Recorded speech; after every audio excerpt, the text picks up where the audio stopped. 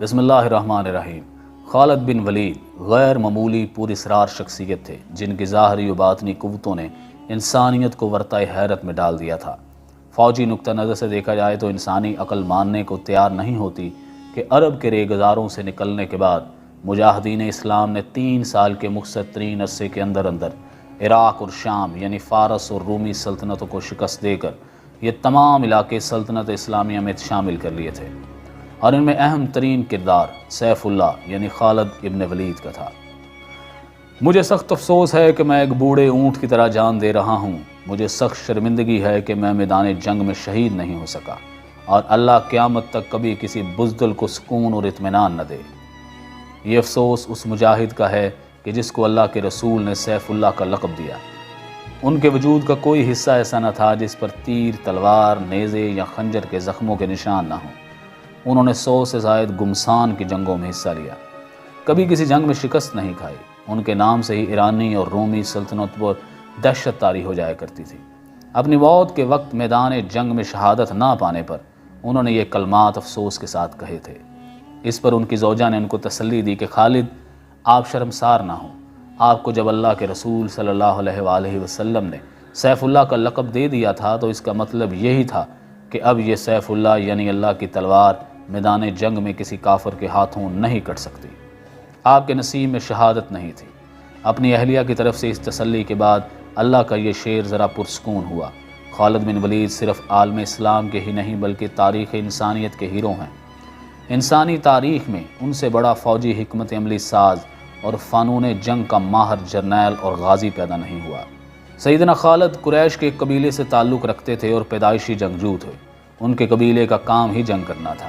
ان کے والد ولید بن مغیرہ نے ان کو جنگی حکمت عملی اور تیر اندازی، گھڑ سواری، نیزہ بازی، تلوار زنی، دشمن کی فوج پر چھاپا مارنا اور تعقب کرنا جیسے تمام حربی علوم سکھائے تھے۔ یہ عربوں میں عام رواج تھا، ہر عرب جنگجو یہ سارے علوم سیکھتا۔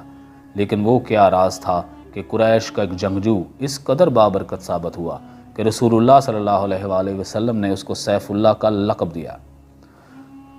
انہوں نے 3 سال کے مختصر عرصے میں رومی اور فارسی سلطنتوں کے پرخچے اڑا دیے۔ بے شک سیدنا خالد کے بعد اس سے بہتر جنگی حکمت عملی تاریخ میں کوئی بھی نہیں آ سکا۔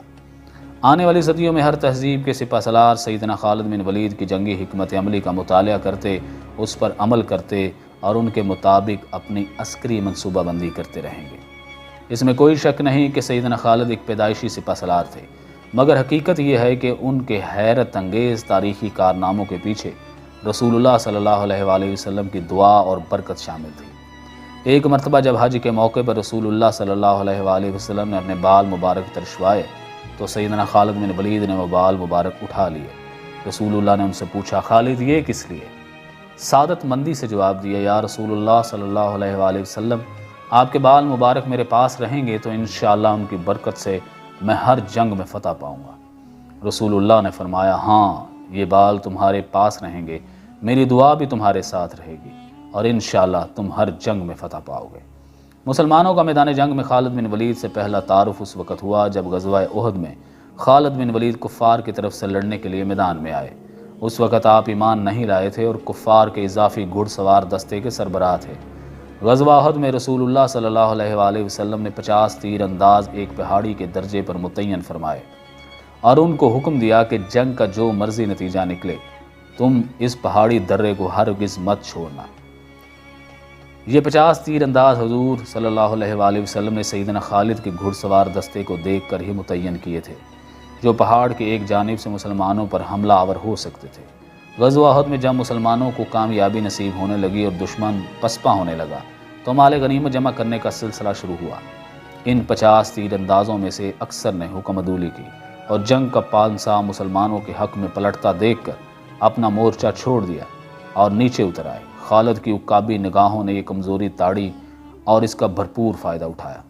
کفار کی گھڑ سوار فوج کو موقع مل گیا کہ مسلمانوں پر پشت سے حملہ کریں، اور کفار کے اس حملے کے نتیجے میں کہ جس کی قیادت خالد بن ولید کر رہے تھے 70 صحابہ کرام شہید ہوئے۔ یہ مسلمانوں کے لیے ایک بہت بڑی چوٹ تھی۔ حضرت خالد بن ولید جو کہ بنیادی طور پر ایک جرنیل تھے، جنگی اور حربی حکمت عملی ان کی رگ رگ میں سمائی ہوئی تھی۔ ان کی اس جوابی کارروائی کے نتیجے میں مسلمانوں کو شدید نقصان پہنچا۔ رسول اللہ صلی اللہ علیہ وآلہ وسلم کے دندان مبارک بھی شہید ہوئے۔ مسلمانوں کو احد کی پہاڑی کی طرف واپس جانا پڑا اور اسی افراتفری میں سیدنا حضرت امیر حمزہ سید الشہداء بھی شہید ہو گئے۔ حضرت حمزہ رسول اللہ صلی اللہ علیہ وآلہ وسلم اور خالد بن ولید کے دستے کے درمیان ایک چٹان کی مانند کھڑے ہو گئے۔ یوں انہوں نے مسلمانوں اور رسول اللہ صلی اللہ علیہ وآلہ وسلم کو موقع دیا کہ وہ محفوظ مقام یعنی احد کی پہاڑی پر چڑھ سکیں، مگر سیدنا حمزہ حضور صلی اللہ علیہ وآلہ وسلم کو بچاتے ہوئے خود جام شہادت نوش کر کے سید الشہداء کے رتبے پر فائز ہو گئے۔